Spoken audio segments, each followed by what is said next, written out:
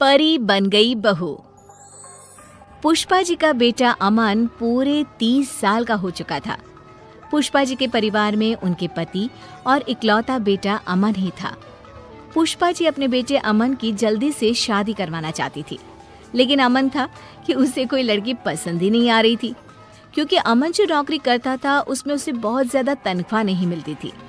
एक दिन सुबह के वक्त अमन के पिता कहते हैं, अरे अमन बेटा, तुम जल्दी कोई नौकरी बदल लो। इतनी कम तनख्वाह में तो तुम्हारे लिए लड़की ढूंढना बहुत मुश्किल होता जा रहा है। पापा, आप तो जानते हैं ना मैं कितनी कोशिश कर रहा हूँ, लेकिन इस वक्त तो लोगों को नई नौकरी मिलना तो दूर, पुरानी नौकरी बचाना भी मुश्किल पड़ रहा है। हाँ, वैसे बात तो तेरी ठीक है बेटा, लेकिन क्या करें, तेरी उम्र 30 साल की हो गई है और अगर जल्दी तेरी शादी हुई नहीं तो क्या होगा आगे चलकर। अरे मम्मी पापा, मैं बार बार शादी की बात सुनकर बहुत थक गया हूँ, और ये सुबह ऑफिस जाते वक्त ये सब बातें नहीं हो तो बेहतर है।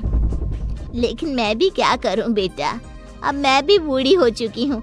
जल्दी से घर में बहू आ जाए, घर के काम काज में मेरा थोड़ा हाथ बंटवा दे तो मुझे भी कुछ सहारा मिले ना। मैं समझता हूँ, लेकिन मैं क्या कर सकता हूँ। कभी आपको लड़की पसंद नहीं आती और कभी मुझे। अच्छा चलो कोई बात नहीं अमन बेटा, अभी तुम आराम से ऑफिस जाओ। मेरे दूर के एक दोस्त हैं, उनका फोन आया था, उनकी रिश्तेदारी में कोई लड़की है, कल हमें उसे देखने जाना है। फिर से लड़की देखने जाना है पापा? मैं परेशान हो चुका हूँ ये बार बार नई नई लड़कियाँ देख देख कर। अरे अब ये तो करना ही पड़ेगा ना, तुम्हें इसमें भी कोई परेशानी है? नहीं माँ, कोई परेशानी नहीं है। ठीक है, मैं कल आपके साथ लड़की देखने चलूंगा। अमन परेशान होकर अपने ऑफिस चला जाता है और अगले दिन अमन और उसके मम्मी पापा लड़की देखने के लिए लड़की वालों के घर जाते हैं। लड़की की माँ कहती है, ये हमारी बेटी है सुधा, बहुत संस्कारी है हमारी बच्ची।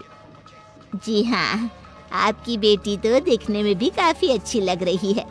भाई मुझे तो ये बहुत पसंद है।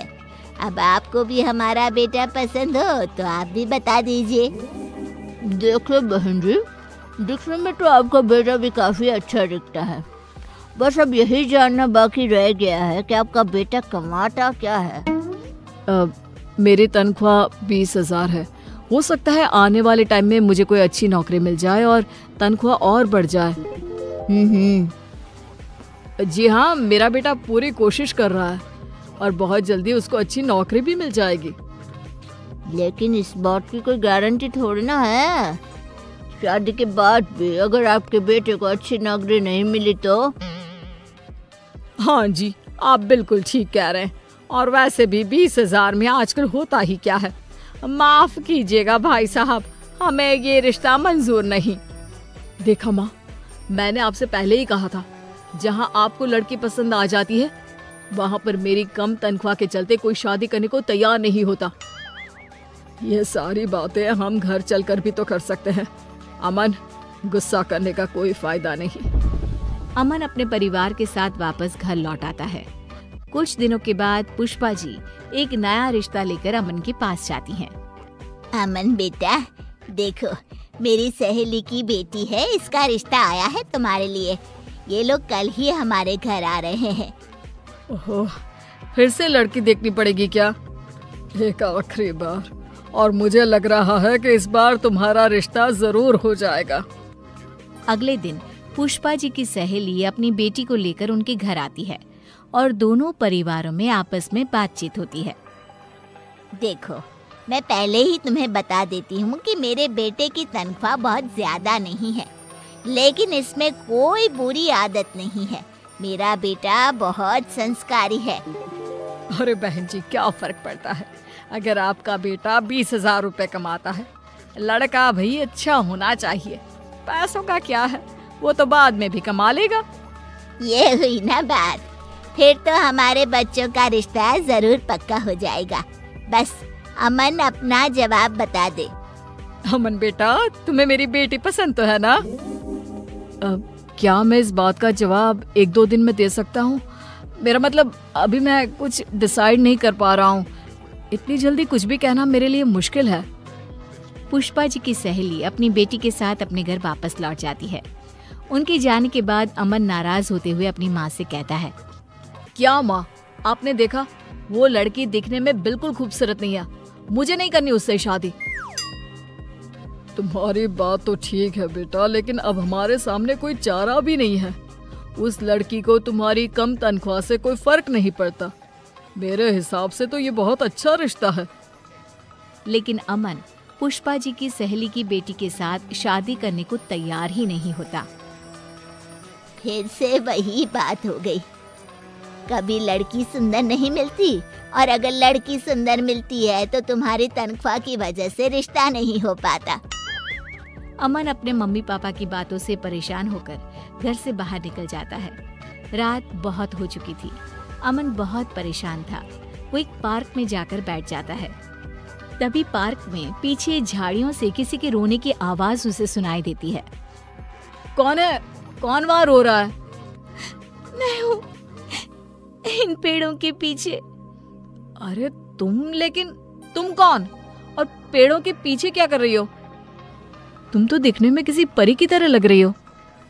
मैं परी ही हूँ, मेरा नाम परी है। अरे तुम्हारा नाम क्या, तुम तो बिल्कुल परियों की तरह खूबसूरत हो। लेकिन तुम इस तरह रो क्यों रही हो और इतनी रात को पार्क में अकेले क्यों बैठी हो? मेरा इस दुनिया में कोई नहीं है, मैं एकदम अकेली हूँ। मेरे माँ बाप दोनों का निधन हो चुका है। कुछ गलत लोगों ने मेरा पीछा करने की कोशिश की तो मैं यहाँ आकर छुप गई। अरे लेकिन तुम यहाँ कब तक छुपी रहोगी? तुम यहाँ पर सेफ नहीं हो। तो क्या करूँ, कहाँ जाऊँ, मेरे कुछ समझ में नहीं आ रहा। अरे रो मत, एक काम करो, तुम मेरे साथ मेरे घर चलो, वहाँ पर तुम सुरक्षित रहोगी। अमन उस लड़की को लेकर अपने घर आ जाता है। उस लड़की की खूबसूरती देखकर पुष्पा जी हैरान हो गई थी। वो लड़की 4-5 दिन अमन के घर पर ही रहती है। उस लड़की का व्यवहार देखकर अमन के पिता भी बहुत खुश थे और इसीलिए एक दिन सुबह के वक्त, देखो बेटी, मैं ये तो नहीं जानता कि तुम कौन हो, लेकिन मैं तुम्हें अपने घर की बहू बनाना चाहता हूँ। हाँ, मैं भी कब से वही बात सोच रही थी, लेकिन फिर मुझे लगा पता नहीं परी को अच्छा लगे भी या नहीं। मुझे इस बात से कोई ऐतराज नहीं है। वैसे भी आप लोगों ने मुझे इतना प्यार दिया है, लेकिन अगर अमन जी कहेंगे तो ही मैं उनसे शादी करूंगी। मैंने तो जब तुम्हें पहली बार देखा था ना, तभी अपनी पत्नी बनाने का फैसला कर लिया था। तुम हो ही इतनी खूबसूरत, और फिर तुम्हें मेरी कम पैसों वाली नौकरी से भी तो कोई परहेज नहीं है। नहीं, मुझे आपका परिवार बहुत अच्छा लगा और मैं हमेशा आप लोगों के साथ रहना चाहती हूँ। और इस तरह पुष्पा जी को परी के रूप में एक बेहद खूबसूरत बहू मिल गई।